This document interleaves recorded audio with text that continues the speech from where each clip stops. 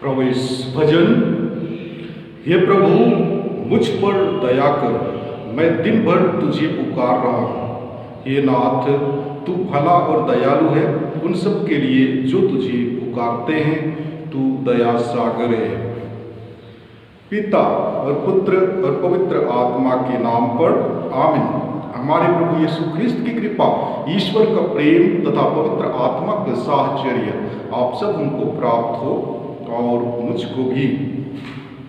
प्रिय भाइयों और बहनों, एक जर्मन रहस्यवादी ने कहा, आप जो करना चाहते हैं उसके बारे में कम और जो बनना चाहते हैं उसके बारे में आपको अधिक चिंता करनी चाहिए, क्योंकि यदि आपका स्वभाव अच्छा है तो आपके कार्य उज्ज्वलता से चमकेंगे, परंतु ऐसा कार्यान्वित करना हमेशा सहज नहीं है, जैसा कि आज के सुसमाचार के उदाहरण से स्पष्ट है।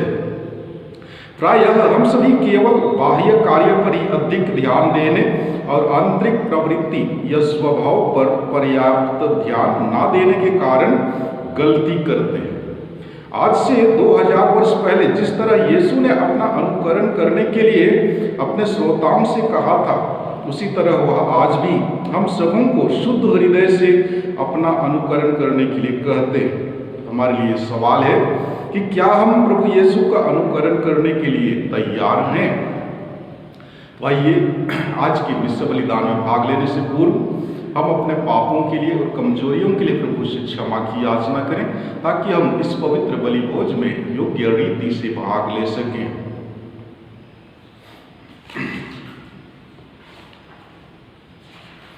हम सब मिलकर बोले, हे भाइयों और बहनों, मैं सर्वशक्तिमान ईश्वर और आप लोगों के सामने स्वीकार करता हूँ कि मैंने मन वचन कर्म से और अपना कर्तव्य पूरा न करने से बार बार पाप किया है। मैं अपना दोष स्वीकार करता हूँ। इसलिए मैं धन्य कुमारी मरियम से, सब स्वर्गदूतों, सब संतों और आप लोगों से, हे भाइयों और बहनों, विनती करता हूँ कि आप लोग मेरे लिए प्रभु ईश्वर से प्रार्थना करें। सर्वशक्तिमान ईश्वर हम लोगों पर दया करे, हमारे पाप क्षमा कर हमें अनंत जीवन प्रदान करे। आमीन। हे प्रभु यीशु, तू महान ईश्वर और शांति का राजा है। हे प्रभु दया कर। हे प्रभु यीशु, तू ईश्वर का पुत्र और मरियम का बेटा है। हे ख्रिस्त दया कर। हे प्रभु यीशु, तू शरीरधारी शब्द और पिता का प्रताप है। हे प्रभु दया कर। महिमा बोलेंगे। स्वर्ग में ईश्वर की महिमा और पृथ्वी पर उसके कृपा पात्रों को शांति। हम तेरी प्रशंसा करते हैं, तुझे धन्य कहते हैं और तेरी आराधना करते हैं, तेरी महिमा गाते हैं। हम तेरी परम महिमा के कारण तेरा गुणगान करते हैं। हे प्रभु ईश्वर, स्वर्ग के स्वामी, सर्वशक्तिमान पिता ईश्वर, हे प्रभु इकलौते पुत्र यीशु ख्रिस्त, हे प्रभु ईश्वर, ईश्वर के मेमने पिता के पुत्र, तू संसार के पाप हर लेता है, हम पर दया कर। तू संसार के पाप हर लेता है, हमारा निवेदन स्वीकार कर। तू पिता की दाहिने विराजमान हुए, हम पर दया कर, क्योंकि तू ही पवित्र है, तू ही प्रभु है, तू ही यीशु ख्रिस्त पवित्र आत्मा के साथ पिता ईश्वर की महिमा में सर्वोच्च है। आमीन। हम प्रार्थना करें। आइए हम हमारे व्यक्तिगत एवं निजी निवेदनों को, जो भी जरूरतें हैं, आवश्यकताएं हैं, प्रभु के पावन वेदी पर समर्पित करते हुए मन ही मन प्रार्थना करें। हे सर्वशक्तिमान पिता, तेरे ही पूज्य हाथों से हमें सभी उत्तम दान प्राप्त होते हैं। हम प्रार्थना करते हैं कि हमारे हृदय में अपना प्रेम प्रज्वलित कर दे, जिससे हम उत्साहपूर्वक तेरी सेवा करें। अपनी कृपा से हमारे अभ्यंतर में अपने सभी वरदानों को संचित रख तथा प्रेम से घोषित करता रह। यह प्रार्थना स्वीकार कर हमारे प्रभु और तेरे पुत्र यीशु क्रिस्त के द्वारा, जो ईश्वर होकर तेरे तथा पवित्र आत्मा के साथ युगानुयुग जीते और राज्य करते हैं। आमीन। प्यारे मसीही विश्वासियों, आज के पहले पाठ में आज्ञा पालन और उसके महत्व पर विशेष बल दिया गया है। प्रभु ईश्वर इस्राएलियों से अनुरोध करते हैं कि मैं जिन नियमों तथा आदेशों की शिक्षा तुम लोगों को दे रहा हूं, उन पर ध्यान दो और उनका पालन करो। सुसमाचार में फरीसी और शास्त्री ईसा से प्रश्न पूछते हैं कि आपके शिष्य पुरखों के परंपरा के अनुसार क्यों नहीं चलते हैं? वे क्यों अशुद्ध हाथों से रोटी खाते हैं? यानी वे शुद्ध और अशुद्ध के मर्म को विस्तार पूर्वक जानना चाहते थे और ईसा के शिष्यों को दोषी ठहराना चाहते थे। ईसा ने कहा, ऐसा कुछ भी नहीं है जो बाहर से मनुष्य में प्रवेश कर अशुद्ध कर सके, बल्कि जो मनुष्य में से निकलता है वही उसे अशुद्ध करता है, क्योंकि बुरे विचार मनुष्य के मन से निकलते हैं, जैसे व्यभिचार, चोरी, हत्या, लोभ, छल कपट, ईर्ष्या, अहंकार इत्यादि। ये सब बुराइयां ही मनुष्य को अशुद्ध करती हैं। इससे साफ जाहिर होता है कि फरीसी और शास्त्री नियम कानून का पालन तो करते हैं, लेकिन उसका अर्थ नहीं समझते। वे सिर्फ बाहरी दिखावा, जो भीतर से खोखला एवं अर्थहीन है, उसमें पूर्ण विश्वास करते हैं और दूसरों में बुराई ढूंढते रहते हैं। ये नियम कानून का हमारे जीवन में बहुत ही महत्वपूर्ण स्थान है। उसके अभाव में हमारे जीवन की नैया डगमगाते रहेगी और हम अपने गंतव्य स्थान पर नहीं पहुंच सकते। लेकिन हाँ, हमें उसका सही अर्थ समझना है। नियम कानून के लिए बने हुए हैं, ना कि मनुष्य नियम कानून के लिए बने। लेकिन हम उन नियमों का पालन करते हैं जो वास्तव में अर्थहीन है और दूसरों के लिए बोझ। और आज के दूसरे पाठ में संत याकूब हमारे एक विशेष ख्रिस्तीय कर्तव्य की ओर हमारा ध्यान आकर्षित करते हैं। पिता परमेश्वर की दृष्टि में शुद्ध और निर्मल आचरण यह है: विपत्ति में पड़े अनाथों और विधवाओं की सहायता करना और अपने को संसार के दूषण से बचाए रखना। प्रभु यीशु ने कहा था, गरीब तो सदा तुम्हारे साथ रहेंगे, और इस तरह गरीबों की सेवा करने का अवसर भी हमें मिलते रहेगा। जब हम गरीबों व दीन दुखियों की सेवा करते हैं, तब हम अपने को प्रभु यीशु के अनुरूप बनाते जाते हैं। संत याकूब के इस कथन पर भी हम गौर करें। अपने को संसार के दूषण से बचाए रखना। संसार हमें बहुत सी ऐसी चीजें देता है जो हमें पाप के प्रलोभन में डाल सकता है। यदि संत याकूब अभी होते तो वे अवश्य फिल्मों, टीवी प्रस्तुतियों, सचित्र पत्रिकाओं, विज्ञापनों, फैशन आदि का जिक्र करते। ज्ञान के साधन के साथ साथ ये माध्यम हमें बुराई की ओर भी लेने में अति शक्तिशाली है। अतः हमें अपने और अपने बच्चों के प्रति इस संबंध में बड़ी जिम्मेवारी सौंपी गई है। इसलिए हमें ध्यान देने की जरूरत है। ईश्वर से हम निवेदन करें कि सच्ची प्रार्थना द्वारा ईश्वर से हमारा संबंध अच्छा हो। हम गरीबों के प्रति अपना कर्तव्य निभाएं और संसार के प्रदूषण से बचे रहें। प्यारे भाइयों एवं बहनों, आज माता कलीसिया संत योहन बपतिस्ता की शहादत को भी याद करती है। संत लूकस रचित सुसमाचार अध्याय 1 पद संख्या 13 में हम योहन बपतिस्ता के जन्म की घटना को पढ़ते हैं। स्वर्गदूत ने कहा, जकरियस डरिए नहीं, आपकी प्रार्थना सुनी गई है। आपकी पत्नी एलिजाबेथ से एक पुत्र उत्पन्न होगा, आप उसका नाम योहन रखेंगे। दूसरी सूचना माता मरियम को दी गई, जिसका वर्णन भी संत लूकस के सुसमाचार अध्याय 1 पद संख्या 36 में पाते हैं। देखिए, बुढ़ापे में आपकी कुटुंबनी एलिजाबेथ के भी पुत्र होने वाला है। अब उसका जो बांझ कहलाती थी, 6ठा महीना हो रहा है। योहन बपतिस्ता का संपूर्ण जीवन प्रभुमय था और यही वजह है कि उन्हें ईश्वरीय शक्ति प्राप्त हुई। वह ईश्वर का अग्रदूत था जिसे ईश्वर ने एक विशेष कार्य के लिए भेजा था। उसके कार्य का मुख्य विषय था प्रभु के मार्ग तैयार करना। इसलिए योहन बपतिस्ता पश्चाताप का बपतिस्मा था, जो लोगों की मुक्ति के विषय में अवगत कराता था। इसलिए योहन बपतिस्ता का बपतिस्मा पश्चाताप का बपतिस्मा था, जो लोगों को मुक्ति के विषय में अवगत कराता था। अपने अधिकार सीमा महसूस कर वह नम्रता पूर्वक कहता है, यह उचित है कि वह बढ़ता जाए और मैं घटता जाऊं। इस कथन से वह अपने अहम को नष्ट कर देता है और अपने कार्यों का अंत करता है, और इसके बाद तो उसके जीवन का भी अंत हो गया। प्यारे भाइयों एवं बहनों, योहन एक नम्र व्यक्ति था। प्रभु यीशु स्वयं योहन बपतिस्ता को एक सच्चा एवं महान नबी कहते हैं। मैं तुमसे कहता हूं, नबी से भी महान व्यक्ति यह वही है जिसके विषय में लिखा है, देखो मैं अपने दूत को तुम्हारे आगे भेजता हूं, वह तुम्हारे लिए मार्ग तैयार करेगा। मैं तुम लोगों से कहता हूं, मनुष्यों में योहन से बड़ा कोई पैदा नहीं हुआ है। जब याजक और लेवी उनसे पूछते हैं कि क्या तुम नबी हो, योहन ने उत्तर दिया, मैं वही हूं, जैसा कि नबी ईसायास ने कहा है, निर्जन प्रदेश में पुकारने वाले की आवाज, प्रभु का मार्ग सीधा करो।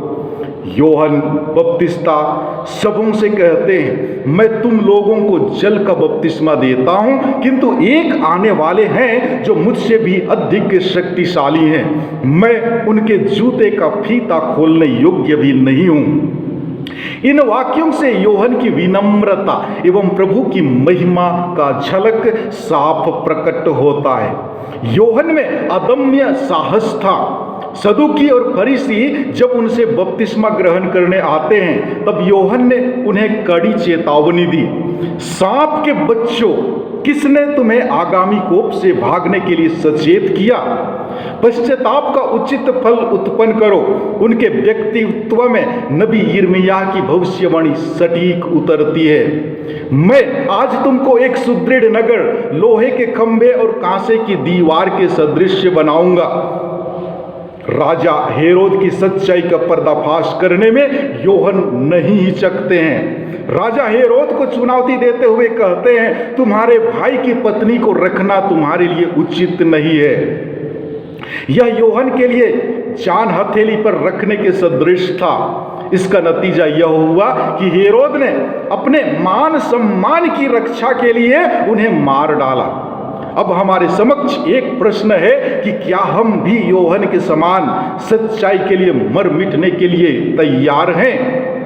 हम सब योहन से प्रेरणा लें और आधुनिक समाज की तमाम बुराइयों, हिंसा, भ्रष्टाचार एवं विभिन्न प्रकार के अपराधों के विरुद्ध लड़ें, जिससे हम भी योहन के समान अंधेरे में जलते दिए के समान लोगों को एक नई दिशा प्रदान कर सकें। आमीन। आइए हम अपने विश्वास को प्रकट करें। मैं स्वर्ग और पृथ्वी के सृष्टिकर्ता सर्वशक्तिमान पिता ईश्वर में विश्वास करता हूँ और उसके इकलौते पुत्र हमारे प्रभु यीशु ख्रिस्त में हम विश्वास करते हैं, जो पवित्र आत्मा के द्वारा गर्भ में आए और कुंवारी मरियम से जन्मे। उन्होंने पोंतुस पिलातुस के शासन काल में दुख भोगा, वह क्रूस पर चढ़ाए गए, मर गए, दफनाए गए और अधोलोक में उतरे। वह तीसरे दिन मृतकों में से जी उठे, स्वर्ग गए, सर्वशक्तिमान पिता पिता परमेश्वर के दाहिने ओर विराजमान है और वहाँ से जीवितों एवं मृतकों का न्याय करने आएंगे। हम पवित्र आत्मा, पवित्र कैथोलिक कलीसिया, धर्मियों की सहभागिता, पापों की क्षमा, देह के पुनरुत्थान और अनंत जीवन में विश्वास करते हैं। आमीन। प्रिय भाइयों और बहनों, पुरखों की परंपरा या मनुष्यों के बनाए नियमों का पालन करना हितकारक या महत्वपूर्ण नहीं है। यह केवल बाह्य नियमों का पालन करना है। हम फरीसियों और शास्त्रियों की तरह मनुष्यों के बनाए नियमों का पालन या आचरण नहीं करें। हम अपनी समस्त आवश्यकताओं को पिता ईश्वर के समक्ष रखकर उससे प्रार्थना करें और कहें, हे पिता, हमारी प्रार्थना सुन। हम अपने संत पिता, अपने सभी धर्माध्यक्षों, पुरोहितों और धर्म संघियों के लिए प्रार्थना करें कि कलीसिया के मार्गदर्शक एवं परामर्शदाताओं के चरवाहे कहलाएं। इसके लिए हम पिता ईश्वर से प्रार्थना करें और कहें, हे पिता, हमारी प्रार्थना सुन। संत याकूब के पत्र में उल्लिखित के अनुसार विपत्ति में पड़े लोगों की सहायता करना, जैसे अनाथों, विधवाओं, बीमारों, असहायों इत्यादि। आज हम यह संकल्प लें कि हम ऐसे लोगों की सहायता करने के लिए तत्पर होंगे। इसके लिए हम पिता ईश्वर से प्रार्थना करें और कहें, हे पिता, हमारी प्रार्थना सुन। हमारे अंतरतम में छल, कपट, ईर्ष्या, द्वेष, निंदा, अभिमान, लोभ, लालच जैसी बुराइयां निहित हैं। इनसे हम निजात पा सके, इसके लिए हम पिता ईश्वर से प्रार्थना करें और कहें, हे पिता, हमारी प्रार्थना सुन। हम पवित्र आत्मा के वरदानों जैसे ज्ञान, समझ, प्रज्ञा, पवित्रता, सहनशीलता, समझदारी, मिलनसारी इत्यादि के लिए प्रार्थना करें और इन्हें प्राप्त कर सकें। इसके लिए हम पिता ईश्वर से निवेदन करें और कहें, हे पिता, हमारी प्रार्थना सुन। हम इस पवित्र बलि समारोह में उपस्थित अपने सभी भाई बहनों के लिए प्रार्थना करें कि हम ईश्वर के वचन को सुने और उसके द्वारा प्रबुद्ध होकर ईश्वर और अपने पड़ोसियों के प्रति प्रेम में दिन प्रतिदिन बढ़ते जाएं। इसके लिए हम प्रार्थना करें और कहें, हे पिता, हमारी प्रार्थना सुन। आइए हम अपने निजी एवं व्यक्तिगत निवेदनों को प्रभु के पावन वेदी में समर्पित करते हुए मन ही मन प्रार्थना करें। हे सर्वशक्तिमान पिता ईश्वर, तेरे पुत्र यीशु को हमें उपहार के रूप में देने के लिए हम तुझे धन्यवाद देते हैं, जिन्होंने अपनी जीवनदायिनी व अनंत शिक्षा के द्वारा लोगों में सच्चे प्रेम, आनंद और शांति को विकसित किया है। हमें ऐसी कृपा प्रदान कर कि हम तेरे पुत्र में विश्वास करें, उनकी शिक्षा को सुने और ग्रहण करें। हम यह प्रार्थना करते हैं उन्हीं हमारे प्रभु क्रिस्त के द्वारा। आमीन।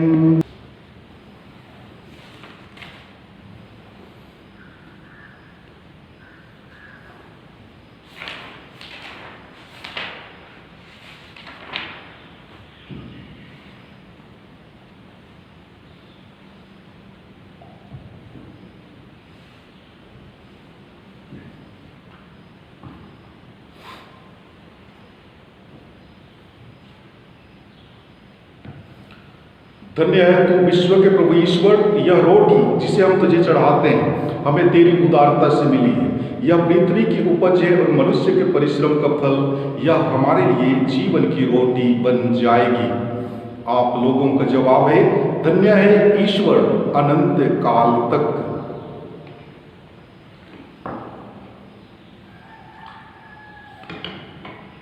इस जल और दाखरस के रहस्य द्वारा हम ख्रिस्त की ईश्वरता के भागी बन जाएं, जो हमारे लिए मनुष्य बन गए।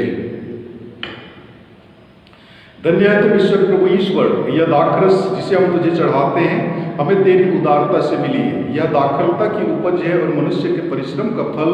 यह हमारे लिए आध्यात्मिक पेय बन जाएगी। आप लोगों का जवाब, धन्य है ईश्वर अनंत काल तक। हे प्रभु, हम अपने को दीनहीन समझते और हृदय से पश्चाताप करते हैं। हम पर दया कर। हे प्रभु ईश्वर, आज तू हमारा यह बलिदान ग्रहण कर।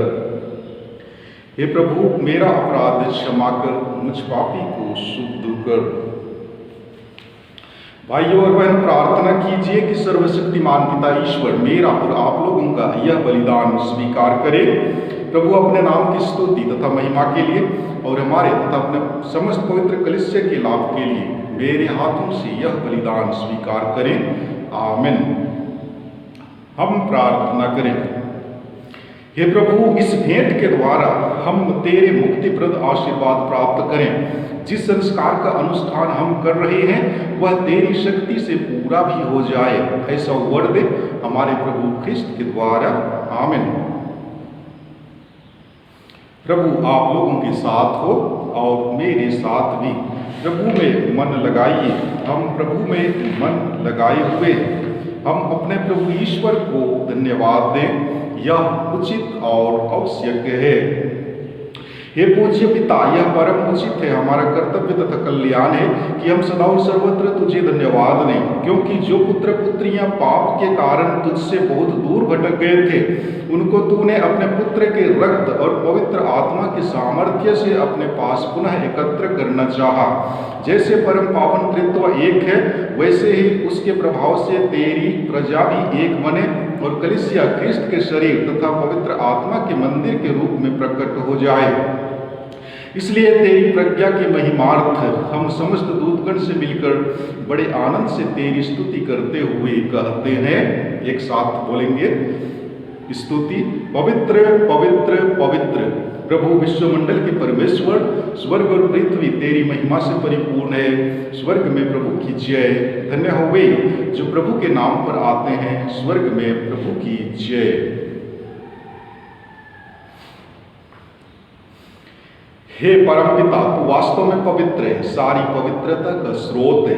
हम तुझसे निवेदन करते हैं तो यह उपहार अपने आत्मा के संस्पर्श से पवित्र कर दे कि यह हमारे प्रभु यीशु ख्रिस्त का शरीर तथा रक्त बन जाए। जिस रात को यीशु स्वेच्छा से मृत्यु के लिए सौंपे गए, उन्होंने रोटी ली, तुझे धन्यवाद दिया और रोटी तोड़कर उसे अपने शिष्यों को देते हुए कहा, तुम सब इसे लो और इसमें से खाओ, क्योंकि यह मेरा शरीर है जो तुम्हारे लिए बलि चढ़ाया जाएगा।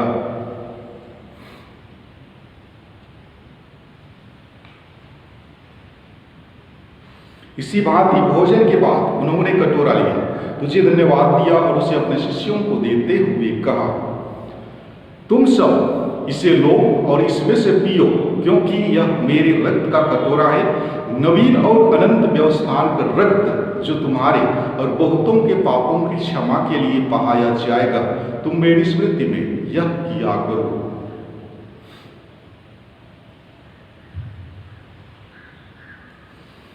यह है हमारे विश्वास का रहस्य।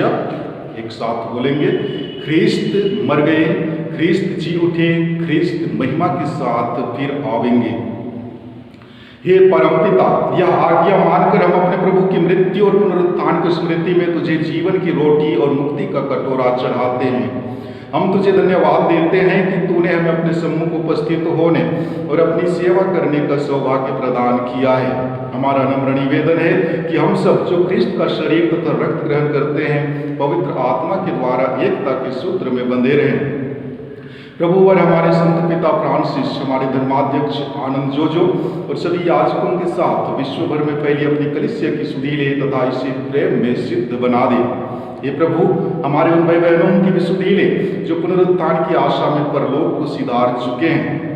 उन्हें और उन्हें सभी मृतकों को अपने पुण्य दर्शन का सौभाग्य प्रदान कर हम सब पर दया दृष्टि डाल कि हम भी अनंत जीवन के सहभागी बने और ईश्वर की माता धन्य कुमारी मरियम, प्रेरित गण और सब संतों के साथ जो युग युग में तेरे विश्व सेवक सेविका बने रहे, तेरा स्तुति गान कर सके तेरे पुत्र यीशु ख्रिस्त के द्वारा। हम सब मिलकर पवित्र त्रित्व की स्तुति और महिमा एक साथ करें। इन्हीं प्रभु ख्रिस्त के द्वारा, इन्हीं के साथ और इन्हीं में, हे सर्वशक्तिमान पिता परमेश्वर, पवित्र आत्मा के साथ तुझे समाधान तथा महिमा युगानुयुग मिलती रहती है। आमीन आमीन आमीन।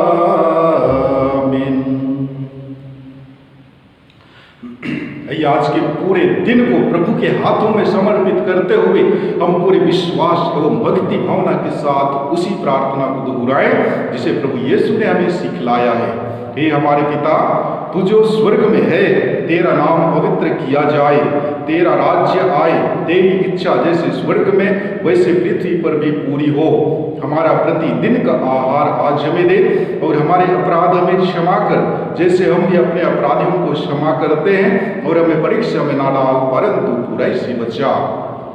हे प्रभु, हम तुझसे प्रार्थना करते हैं, सभी बुराइयों से हमें बचा और इस जीवन में हमें कृपा पूर्वक शांति प्रदान कर। हम तेरी दया से सदा पाप से दूर और हर विपत्ति से सुरक्षित रहें और उस दिन की प्रतीक्षा करते रहें जब हमारे मुक्तिदाता यीशु ख्रिस्त फिर प्रकट होकर हमारी मंगलमय आशा पूरी करेंगे, क्योंकि तेरा राज्य, तेरा सामर्थ्य और तेरी महिमा अनंत काल तक बनी रहती है। हे प्रभु यीशु ख्रिस्त, तूने अपने प्रेरितों से कहा है, मैं तुम्हारे लिए शांति छोड़ जाता हूँ, अपनी शांति तुम्हें प्रदान करता हूँ। तू हमारे पापों पर नहीं, अपनी कलीसिया के विश्वास पर दृष्टि डाल और उसे शांति तथा एकता प्रदान कर। तो युगानुयुग जीता और राज्य करता है। आमीन। प्रभु की शांति सदा आप लोगों के साथ रहे और मेरे साथ भी। हम प्रभु यीशु ख्रिस्त के शरीर तथा रक्त का यह सम्मिश्रण ग्रहण करने वाले हैं, यह हमें अनंत जीवन प्रदान करे। ईश में मना एक साथ बोलेंगे। हे ईश्वर के मेमने, तू संसार के पाप हर लेता है, हम पर दया कर। हे ईश्वर के मेमने, तू संसार के पाप हर लेता है, हम पर दया कर। हे ईश्वर के मेमने, तू संसार के पाप हर लेता है, हमें शांति प्रदान कर। हे प्रभु यीशु ख्रिस्त, मैं तेरा शरीर तथा रक्त ग्रहण करने वाला हूँ। यह मेरे लिए विचार और दंड का कारण न बने, बल्कि तेरी दया से मेरा तन मन सुरक्षित और स्वस्थ रखे। देखिए, ईश्वर का मेमना जो संसार के पाप हर लेता है। धन्य हुए जो प्रभु के भोज में बुलाए जाते हैं। एक साथ बोलेंगे। हे प्रभु, मैं इस योग्य नहीं हूं कि तू मेरे यहाँ आए, तू एक ही शब्द कह दे और मेरी आत्मा चंगी हो जाएगी। ख्रिस्त का शरीर और रक्त अनंत जीवन के लिए मेरी रक्षा करता रहे। आमीन।